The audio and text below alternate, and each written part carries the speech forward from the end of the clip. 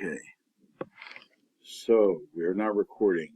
So the course is already basically set up as a research course, and I don't intend to keep you sticking around here for the next hour like the PantherSoft schedule suggests.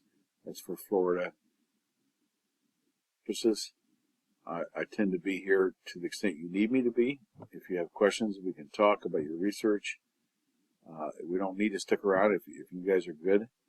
However, since this is our first class, maybe you could tell me what you're thinking about doing research on. And to go back to your question, I have some flexibility here. This could be a research paper, or it can be a literature review.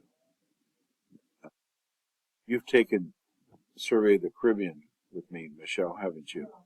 And I don't know if you noticed, but I don't remember the semester you took it, but I've noticed that students almost always have trouble with the idea of a literature review because they're used to doing research papers. And so I kind of gave up last semester. Were you in it last semester? Yeah. In the fall. I kind of gave up and let people do what they want. But the idea of a literature review is different than a research paper. You've written a literature review before, I assume. Your name is? Eileen. Sorry? Eileen. Eileen, I'm sure have you written one before, a literature review? It's like a very short version. I consider them to be easier than a research paper because you're simply reviewing what you found and what the literature. You're not really drawing conclusions. You're not generalizing findings. And so if you want to do a literature review, you can do that. Or you can do a research paper, or you can do kind of a blend. I have seen some students carry it off where they do a research paper with a heavy review in it. So that we can go either way. I think I wrote some length requirements. Hi there, how are you? We're talking about the research component here. Let me go in here. Nope, it's not gonna let me. I'm stuck in this recording mode. I don't remember right now, but in the assignment for the final research project. Oh, thank you. You have to keep reminding me. In the assignment Dropbox, it tells how many pages and how many sources required for the final product. One of the things I do to try to minimize bad grades and disappointment and maximize happy smiles and happy results at the end of the semester, and also minimize overuse of caffeine, is I break up the process throughout the semester. So you're going to be selecting a topic at the end of the month, and you're going to be crafting a research statement. I do find students often have greater problems with the research statement or research question than you would expect if you're doing it for the first time, so I'll help you with that. Then coming up with a short working annotated bibliography. I'm going to talk you through that. And doing searching for sources. We're going to be doing that all the way through the semester. So it's I break it up to make it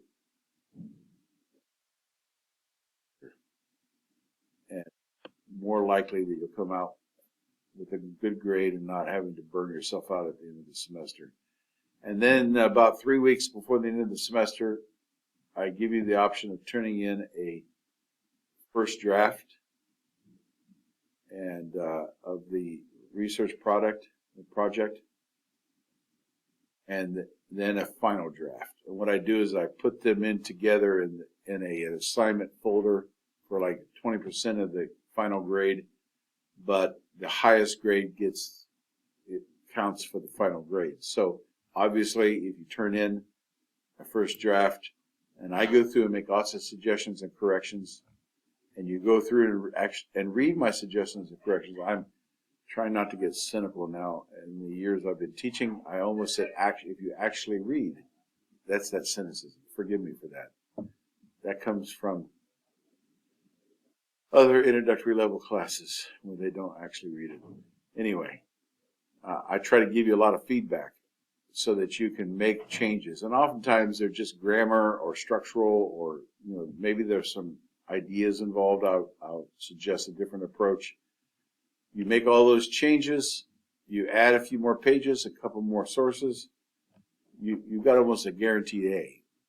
I mean, without me, even before I read it, I know that if you've done that work, you probably have an A product, because I've already given you feedback on it. So if someone doesn't turn in the first draft, then or they turn it in 2 weeks later, 3 weeks later, and I don't have time to read it, then that's your final draft. And it could be very good. It's just that you won't have a chance to incorporate editorial suggestions from me.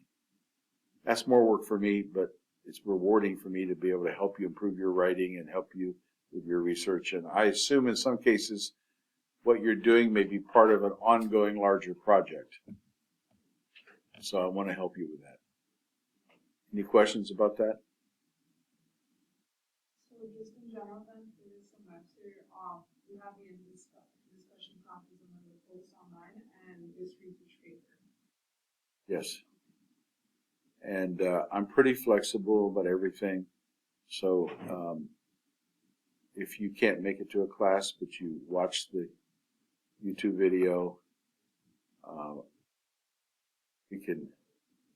we can look for I don't think you have to do the group discussion part, the in-class discussion part. I don't think that's part of your grade. I'll have to double check that. It does show the assignments. It does show the assignments, yeah. So sometimes there's a little confusion about who has to do what. If you go ahead and do it, that's fine, but I don't want you to be locked into having to come to class to be in a discussion with the rest of the class as part of your grade. Your priority should be on your research. And I'd love to see collaboration, helping one another, meeting up. I'm a big proponent of collaboration, and I think that's good. But for you all, the primary thing here is research. Now, the forum discussions are helpful because they kind of keep you on track with the readings. And obviously not everybody, especially the rest of the class, is not going to have time to read every book. But at least you can hopefully they'll have a chance to read a chapter or two and be able to comment. I can ask. So for the research project, like last time that I did was Grad, I did it mainly on like past events, and I was thinking of just doing it in more recent events related to the Caribbean. Would that be? Oh yeah, the last book that we cover by Peter Marina it was done just a few years ago, and it's about the contemporary Pentecostalism in the contemporary Caribbean. Because I want to start doing one. The event just happened in 2024, where there's an issue in the Caribbean, mainly in Cuba, that a lot of priests started leaving the country, even though they're trying to stay. How that connects to my later on thesis eventually. Yeah, this is not a history class, although there is a lot of history, and it's not a history class in terms of the discipline, and it's not a history class in terms of focusing on the trajectory. So you can do something very contemporary about some cultural event. Do all of you want to do something on Christianity in the Caribbean, or does anyone want to do something a little bit outside of that box? I'm open to negotiation. The spiritual Baptists are an interesting case because if you're interested in Afro-diasporan religions such as Voodoo, Santeria, Rastafari, the spiritual Baptists of Trinidad are an anomaly because they're Christian. They believe in the Father, Son, and the Holy Ghost, or Holy Spirit. You can tell my background. But they also incorporate elements of African religion from Ghana. And they have a very unique way of kind of isolating components of their faith, like the Christian part is over here and the African part is over here, and they honor both. And so the book by Stephen Glazier, he's an anthropologist, and he does sort of a sociological or anthropological study of the spiritual Baptists. And the fictional novel, The Wine of Astonishment, is by Earl Lovelace, who is from Trinidad. He's a well-known author, and he writes a novel about the persecution of the spiritual Baptists under the British. I always like bringing in art or literature as another view of the issues we're examining. So if you want to do something that's a little bit less Christian, but it's still kind of Christian, you could do the spiritual Baptist in Trinidad.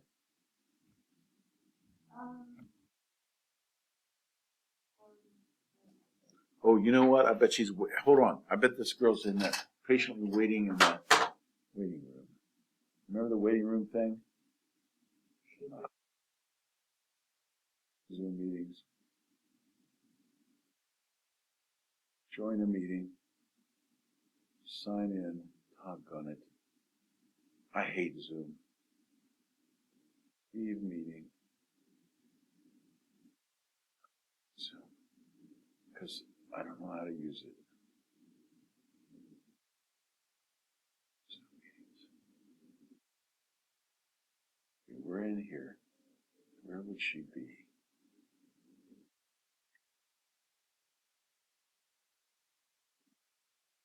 Should show the participants when somebody doing it.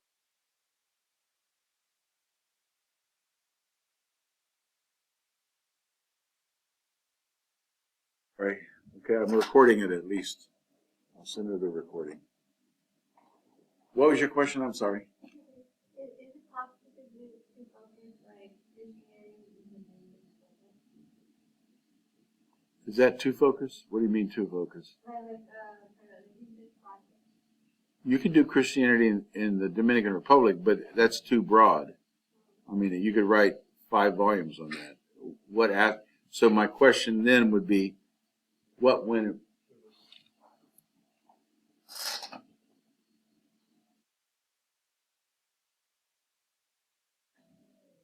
My question then would be what, when, where, and who. You need to figure out what do you want to study in the Dominican Republic, who do you want to study, what time period.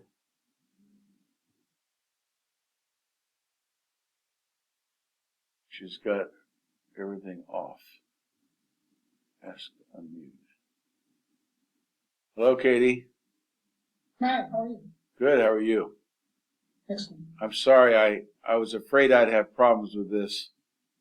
I'm not very technical, and I got busy talking to the students here and completely forgot about the waiting room.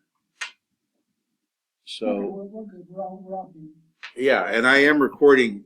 I started recording in the beginning on a different medium, so I'll send you that recording after we're done here.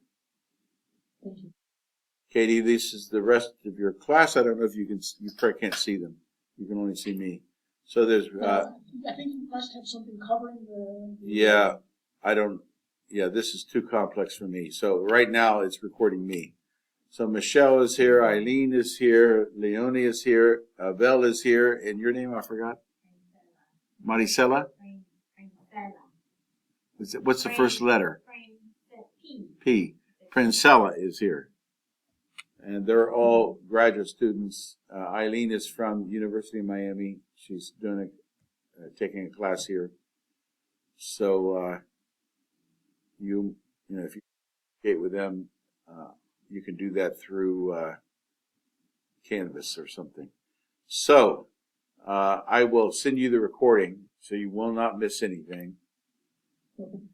We're talking about your interest in the Dominican Republic, and so I would say, what issue in the Dominican Republic? When I see that on like small towns, they're very reliant on the section of Christianity, which is like Adventista. I don't know in English. They're like Adventista. Seventh-day Adventist? Huh? Seventh-day Adventist? Or? Yeah, 7 Yeah. Yeah, so you could do something on that. So that would be contemporary. That would be when. Who would be Seventh-day Adventist. So you could, the thing to do once you do the what, when, where, who, and why is this important? That's a little bit less important here, but like for a PhD dissertation, you got to ask yourself, why would anybody bother to read this? Is this something that's already been researched, or is it research that's really important that hasn't been done, and if so, why? And you got to have a kind of a justification. So I would you can go to the library, or you can do it. It's easier to do it remotely online. If you go to the library remotely, you can go to the A to Z database. The one student here was enthusiastic about this.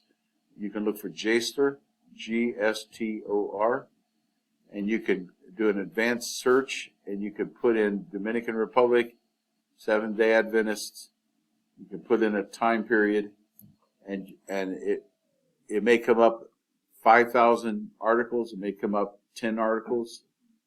You can broaden or narrow your search criteria until you find, and then you go through the articles, and those that look like they might be helpful or useful or interesting, you download them. And I came up with a system for downloading them with the date they were published and the name of the author that would help me recognize what I'm looking for.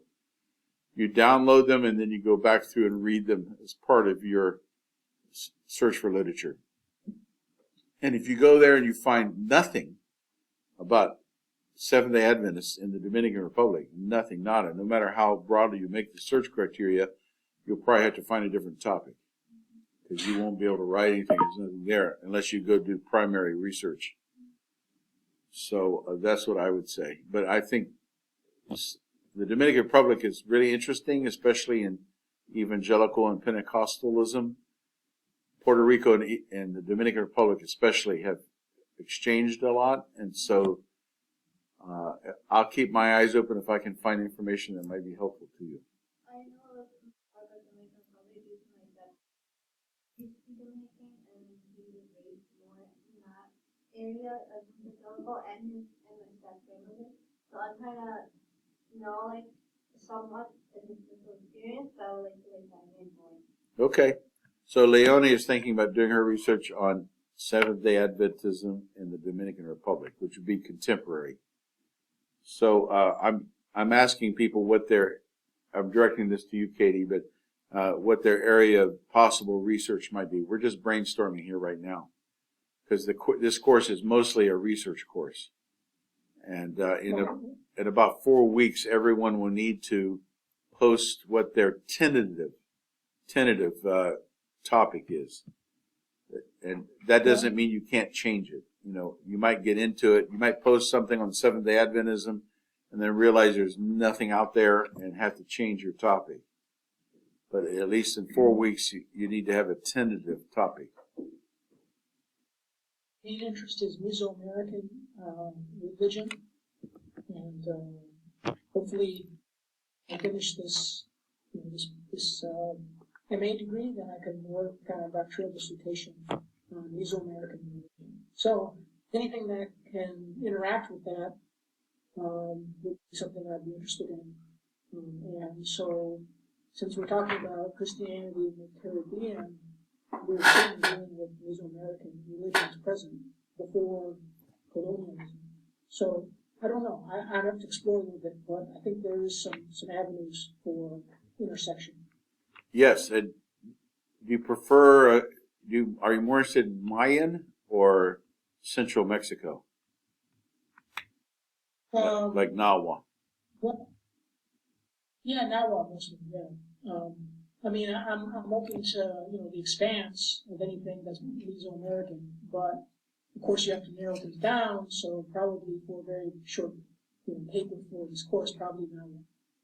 I seem to be remembering. By the way, there was one girl that was a couple of people really worked up about some of these issues with the Aztecs, and I had to switch topics and go straight into let's read the roster, because a lot of people were getting very intense there, and I like that. I mean, the intensity can be good, but I was. Well, that could have been me. That was a couple years ago. Of course. Oh, okay. Well, I thought I remembered your name. No, it was in this class just now. The undergraduates have already left, there was a couple of very passionate undergraduates here, actually 3 or 4. And I thought we were going to have to open up a hearing on Christopher Columbus and relitigate all that. So I was thrown off guard for a little bit. You could all tell, I suppose, that I was scrambling a little bit, trying to figure out how to recapture the class. But that's good. I'd rather have that than a class that's boring. What class did you take with me a few years ago, Katie?